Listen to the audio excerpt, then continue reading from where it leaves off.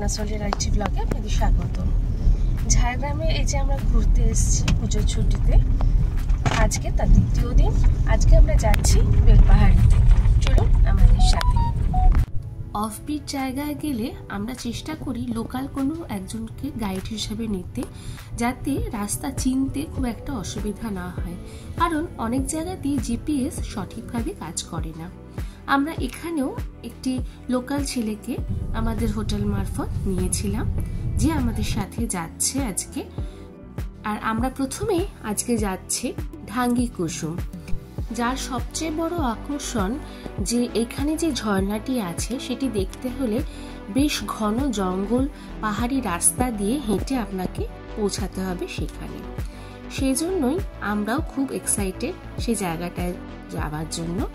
চলুন আমাদের সাথে ঘুরে আসবেন ঢাঙ্গি কুসুম, বেলপাহাড়ি অঞ্চলের প্রথম জায়গা যেটা আজকে আমরা ঘুরতে এসেছি। কথা বলতে বলতে পৌঁছে গেলাম ঢাঙ্গি কুসুম। এই যে দেখছেন, এটা একটা পার্কিং এরিয়া, যদি এখানে পার্কিং এ আলাদা করে কোনো চার্জেস নেই। একটা উঁচু মতো জায়গা আছে রাস্তা দিয়ে, যেখান থেকে আপনি গাড়ি রেখে এই রাস্তা দিয়ে নিচে নামতে হবে আপনাকে। রাস্তায় কিন্তু বেশ জল রয়েছে। এই বছর বর্ষাটা এত দীর্ঘ হয়েছে যে এই সব জায়গাতে বেশ কিছু জায়গাতে এখনো জল জমে রয়েছে। ছোট্ট জায়গা হলো, এখানে কিন্তু আশেপাশে বেশ কিছু দোকান চোখে পড়ার মতো। চা, টুকটাক খাবারের দোকান তো আছেই, তার সাথে এই যে দেখছেন পাথর কেটে হাতেরা যে বাসন, বিভিন্ন পুজো সামগ্রী, তাছাড়া এই যে বেতের তৈরি জিনিসপত্র, এগুলো দোকান সাজিয়েছে। এবং খুব যে বেশি দাম এখানে তা কিন্তু নয়, খুব অল্প দামেই আপনি এখান থেকে জিনিস নিতে পারবেন। আমি ব্যক্তিগতভাবে এটা বলছি কারণ আমি এখান থেকে একটি জিনিস নিয়েছি ফেরার সময় অবশ্যই। তো সেই জন্যই বলছি, যদি আপনারা আসেন এদেরও কিছু আর্থিক সাহায্য হয়, চাইলে আপনারা এখান থেকে কিনতেই পারেন। কথা বলতে বলতে আবার বেশ খানিকটা নিচে চলে এসেছি। এখানেও আবার একটা ছাউনি মতো রয়েছে, যেখানে পসরা সাজিয়ে বসে আছে। এই দেখুন, ছোট্ট একটা ঝোড়া মতো রয়েছে। তো বৃষ্টি হয়েছে যে এত সুন্দর ঝর্ণার জলগুলো আমরা দেখতে পাচ্ছি না। চলুন।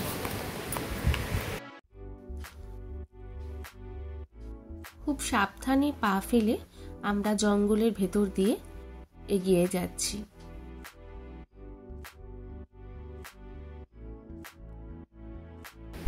কথা বলতে বলতে প্রায় অর্ধেক পথ চলে এসেছি।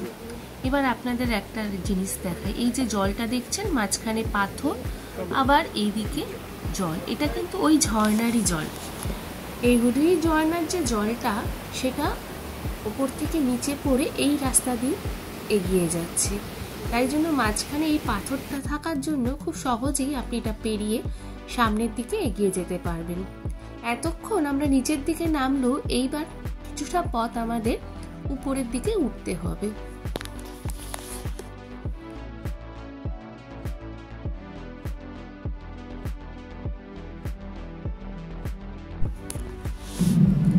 বেশ খানিকটা পথ আবার উঠে এসে এই পাশটা দেখুন একটা ছাউনি মতো রয়েছে, আর দুখানা বড় বেঞ্চ মতো বসার জন্য রয়েছে। আর দেখুন একটা শিবলিঙ্গও রয়েছে,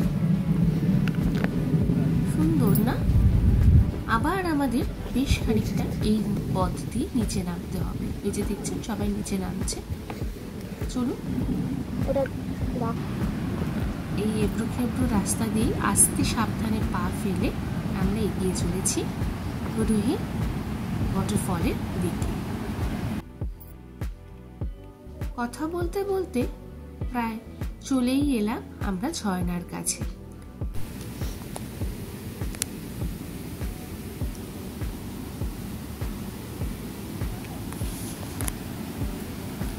একটু নিচে থেকে নামি, তাহলে আপনারা ভালোভাবে দেখতে পাবেন ঝর্ণা। চলুন।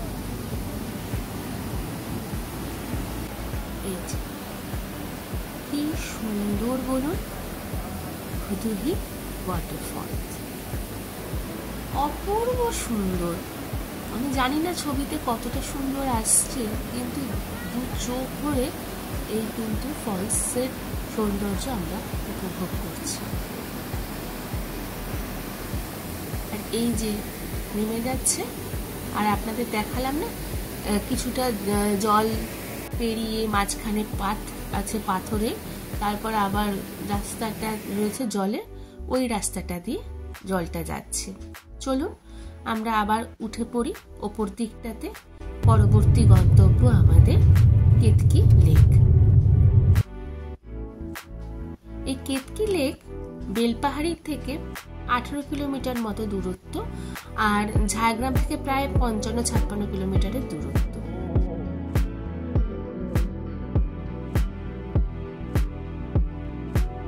একটা লেক, এবং এটা অবশ্যই একটা প্রাকৃতিক লেক। চলুন দেখে আসি আমরা কেতকি লেক।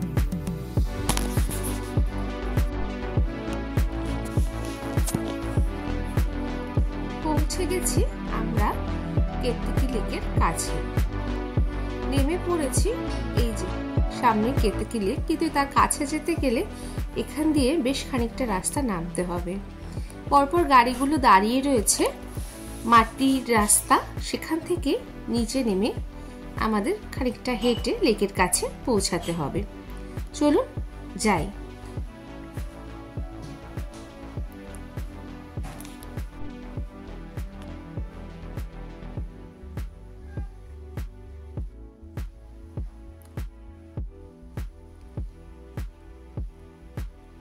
যেখানে রাস্তাটা আছে সেখান থেকে বেশ খানিকটা হেঁটে আমরা পৌঁছে গেলাম লেকের একদম কাছে।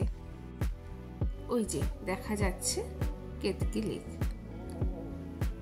লেকটা কিন্তু খুবই সুন্দর, চারদিকটা নির্জন। সেভাবে লোকের আনাগোনাও যে খুব বেশি আছে তা নয়, আমাদের মতো কিছু টুরিস্ট এসছেন, কিন্তু খুবই শান্ত মনোরম একটা পরিবেশ এ অবস্থিত এই কেতকি লেক।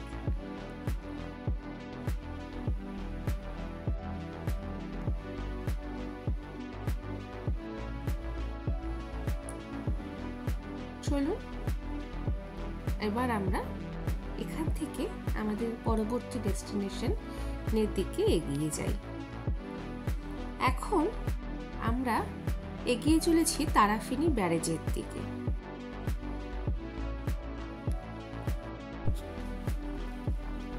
বেলপাহাড়ি থেকে এই তারাফিনি ব্যারেজের ডিস্টেন্সটা কিন্তু খুব একটা বেশি নয়, প্রায় 45 মিনিটের মতো রাস্তা। চলুন আমরা পৌঁছে গেছি প্রায় তারাফিনি ব্যারেজে। কথা বলতে বলতে ব্যারেজের পাশের রাস্তা দিয়ে আমরা এগিয়ে চলেছি।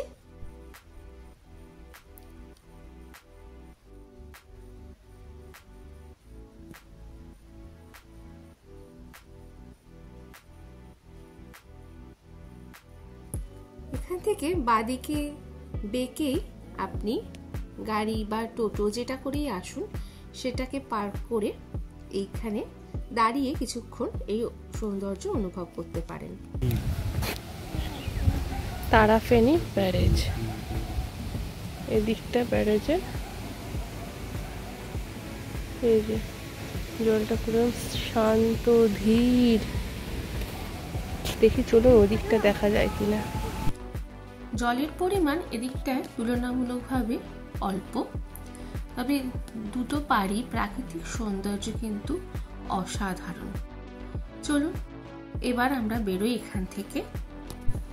বেলপাহাড়িতে আমরা আরও বেশ কিছু জায়গায় ঘুরেছি, পরবর্তী ব্লগে অবশ্যই সেইগুলো আপনাদের সাথে শেয়ার করব।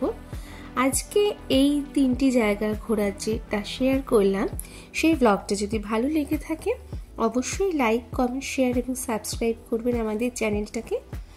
দেখা হবে খুব শিগগিরই বেলপাহাড়ির ঘোরার দ্বিতীয় পর্ব নিয়ে। সবাই খুব ভালো থাকবেন, সুস্থ থাকবেন। নমস্কার।